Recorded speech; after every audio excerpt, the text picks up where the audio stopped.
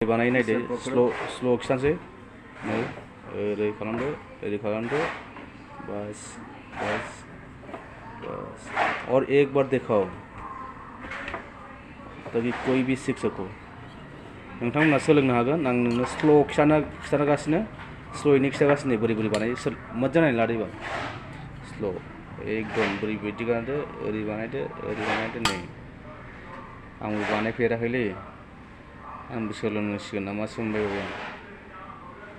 आं माय गड नोंथांमोना रोंखासिगोन अन्नानै भिडिअखौ शेयारल' खालामना होदो आरो आंनि गोदान चेनेलाव फैदोंबा नोंथांमोना साबस्क्राइब खालामना हो अन्नानै प्लिज फंबाय आरो बिनानाव आदै मादै बाजैमोन गासिबो अन्नानै शेयार खालामलायदो एबा साबस्क्राइब खालामलायदो जाहाथे आंबो इयुनाव नोंसोरखौ सापर्ट खालामनो हायो अन्नानै शेयार खालाम प्लिज एसेनोसै भिडिअआ आं उनाव देखायसिगोन मा बानायो मा बानाया बाय बाय सागर हाय क्या कर रहा है मोमो बना रहा है अच्छा इधर का मोमो है ना इतना टेस्ट होता है खा के देख लीजिए एक बार आ जाओ खाने के लिए जाकाऊ रेस्टोरेंट कोकराझार ये देखो हमारा मोमो का मसाला है बन गया है अभी बनाएगा मोमो कैसा बनाएगा मुझे पता नहीं नोंथांमोना जाफैनो हागोन इसिबां मोजां जायोना जोंनि मम'आ बिराद गोथाव टेस्टि जायो आरो दा बानायसिगोन जोंना बिथाङा बानायगासिनो फैगासिनो बानायनो नोंथांमोना नायलांबाय था बोरै बानायो आरो नैबे मा दङ नैबे बेदर दङ बेदर बान्दा कफि ओमफ्राय दालदा होयो बाव एसे बाटार होयो आदा लसुन होनो एसे आदा लसुन होआ आद्राक होयो आरो एसे लसुन होआ सरि ओहो मोमो तेल ठीक है जल्दी बनाओ यार जोंना 22 मिनिटसो जाथारनोसै मोमोआ नायदो नोंथांमोननो आं शेयार खालामगासिनो बोरै बानायो मम'खौ आरो सोलोंनानै नायनानै ला जाहाथे न'फ्राव एबा जायगाफ्राव बानायनानै जानो हायो नोंथांमोनहाबो नाय बोरै संनो सागर एक बार इधर दिखाओ हाथ मिले लो आखायाव लादो हाँ नायदो नाय मोजां नायनानै लादो लोगोफोर नै बस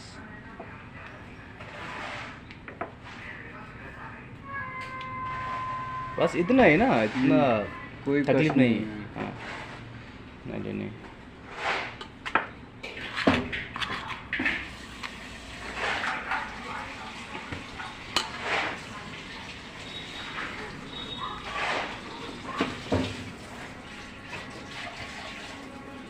नायलांबाय था बोरै बानायो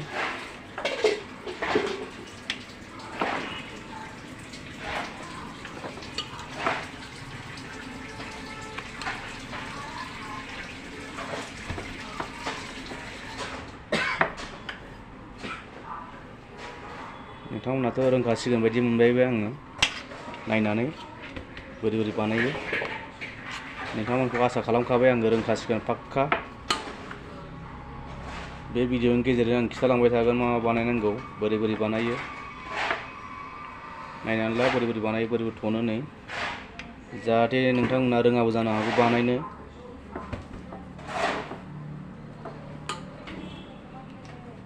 अन्नानै भिडिअखौ शेयार खालामदो गोदान बानायनाय आइटेमफोराव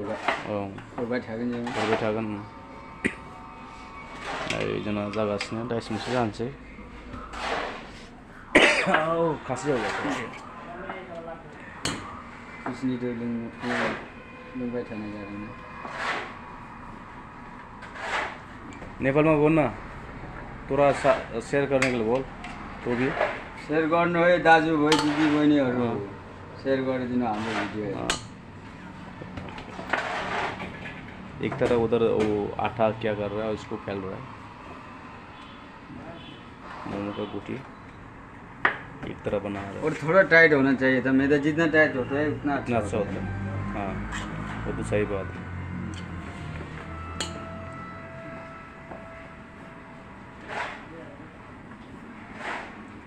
तो बहुत स्पीड बनाता है यार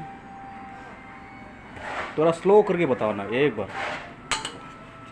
ऐसा करना है रुको बनेगा इसमें मेरे जाएगा सूप ये सूप जाहैबाय बे सूप सासे मम' नादों मम'नि गुथि नुबाय बिसिबां मोजां साइज गथा गथा दुलुर नायलाय मा होननांगौ बेखौ गथा नानानै दोनजोब्बाय सावमेन नहीं बोरी बनाई इधर थोड़ा दिखाओ ताकि कोई भी पता चले बना के खा सको। ये चाइनीज का बना दो बेटा। नहीं मोमो बोरी बानाय नायनानै ला नै बानायगासिनो खिथालांगासिनो नोंसोरनो अन्नानै भिडिअखौ नाय आरो आंनि गोदान चेनेलखौ साबस्क्राइब खालाम अन्नानै शेयार खालामलाय जाहाथे नोंथांमोना जोंनि जाखाव रेस्टुरेन्ट सफैयोबा जाफैनो हायो। जोंना 50 थाखाल' हाबाव 6था पिस होयो आरो मम'आबो गिदिर आरो मम'आबो गिदिर औ बेदराबो बांसिन होयो जोङो बेदराबो बेदर बिराद बुरजा होयो। अन्नानै नोंथांमोना साबस्क्राइब खालाम शेयार खालामलाय प्लिज भिडिअखौ मोजां मोनोबा एबासे ना सागर ओमफ्राय मा बुंबावनांगौ नों बानायगासिनो बायना जे जोंनि बानायनायखौ शेयार खालामनानै हो जाहाथे जोंबो नोंसोर शेयार खालामोबा मालाबा फैबा 10-20 थाखा खम लाखिगोन आरो लागायना होबायलै सारा नंगौथ' आरो ना सागर नायलामता बोरै बानाय तोरा एक तो चाइनीज का बना के दिखाओ तुम। कौन सा गोल वाला बना के दिखाओ। हाँ नहीं बाप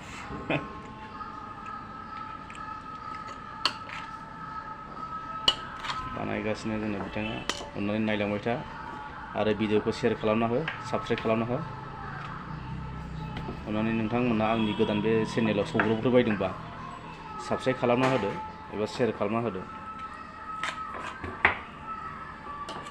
जागासिनो मम'आ जोंनानै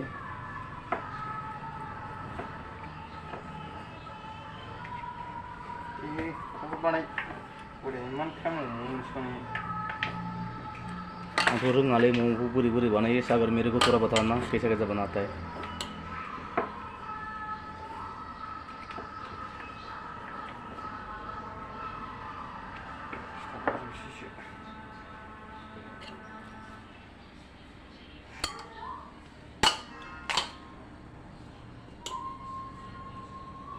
नायदो नङाबा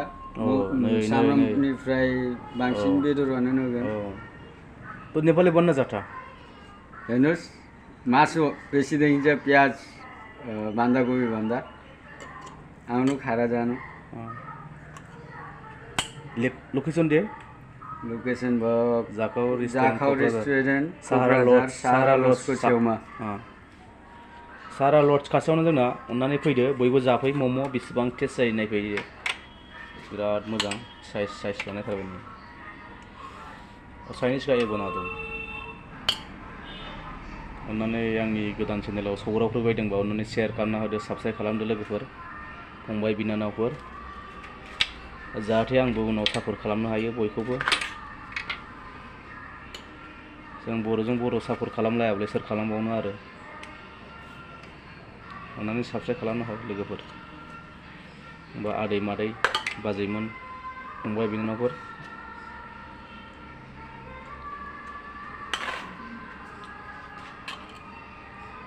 न'आवबो बानायना जानो हागोन बोरै बानायो